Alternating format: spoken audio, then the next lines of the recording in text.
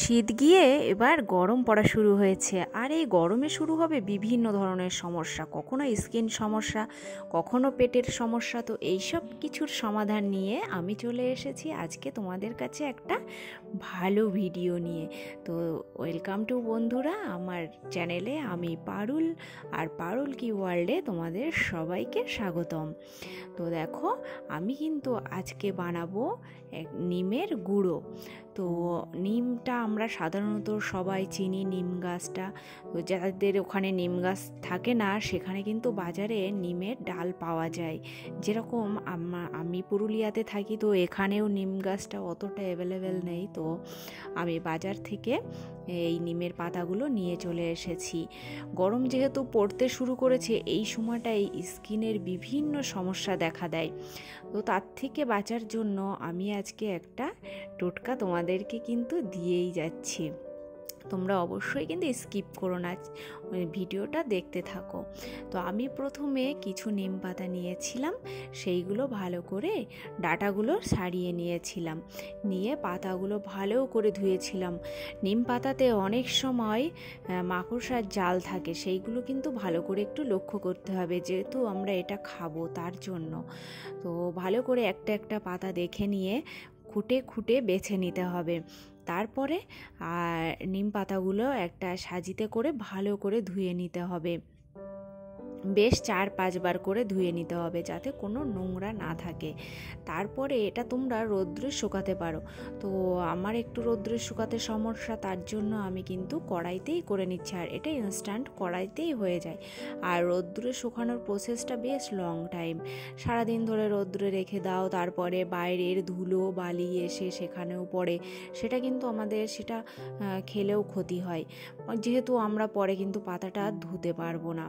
তো তার জন্য আমার কাছে এটাই বেস্ট লেগেছে যে আমি নিম পাতাগুলো শুকনো খোলাইতে ভালো করে ভেজে নেব। এখানে কিন্তু কোনো তেলই দেব না।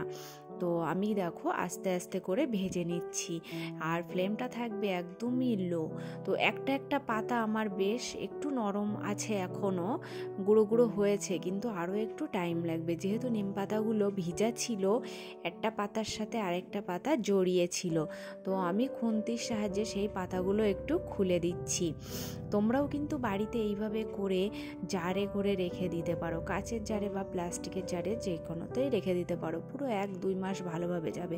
আমি বলবো না তার বেশি রাখতে, কারণ কোনো জিনিসই 1 মাস, এই গুঁড়ো টাইপের জিনিসগুলো 1 মাসের পরে খাওয়াটা ঠিক না। তো তোমরা এইভাবে করে মোটামুটি 1 মাস রাখতে পারো। তারপরে আবার কিছু নিম পাতা জোগাড় করে এই সেম প্রসেসে আবার রাখতে পারো। এটা সপ্তাহে 2 দিন ভাতের সাথে খেলে বেশ উপকার পাওয়া যাবে। আর এটা খেতে হয় ভাতের সাথে। এই গুঁড়ো নিম পাতাটা নিয়ে প্রথম ভাতটা একটু মাখিয়ে ভালো করে বাচ্চাদের দেবে, বড়দের দিলে সবাইদেরই পক্ষে উপকার। এটা আমাদের অনেক রক্ত পরিষ্কার করে, এবং স্কিনের যে সমস্যাগুলো সেগুলোও কিন্তু অনেক ভালো করে, পেটের সমস্যাও ভালো করে। মানে নিমের তো গুণ শুরু করলে আজকে আর শেষই হবে না ভিডিওটা।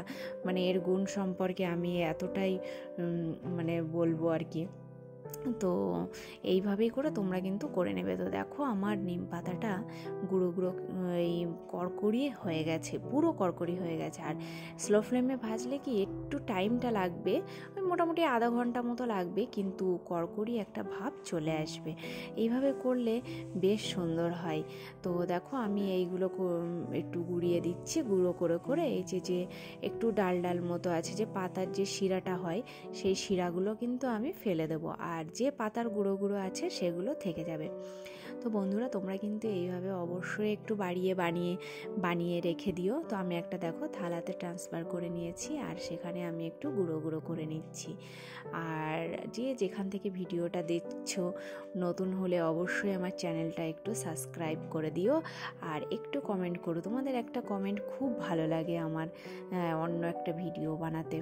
তো দেখো আমার কিন্তু এখানে নিম পাতা গুঁড়ো করা হয়ে গেছে। তো সবাই কিন্তু এইভাবে বাড়িতে করে খেও, সুস্থ থেকো, সবাইকেও ভালো রেখো। দেখো কি কত সুন্দর কিন্তু করে আমি একটু নিয়ে নিচ্ছি। এটা তোমরা চাইলে একটু চালনিতে করে নিতে পারো, তো আমি হাত দিয়েই করে নিচ্ছি। এই যে ছাল আর যে পাতাগুলো গুঁড়ো হয়নি ওইগুলো ছিল নরম, তার জন্য গুঁড়ো হয়নি। তো বন্ধুরা, আজকে ভিডিওটা কেমন লাগলো তোমরা কিন্তু অবশ্যই কমেন্ট করো। আর সবাই ভালো থেকো, বাই।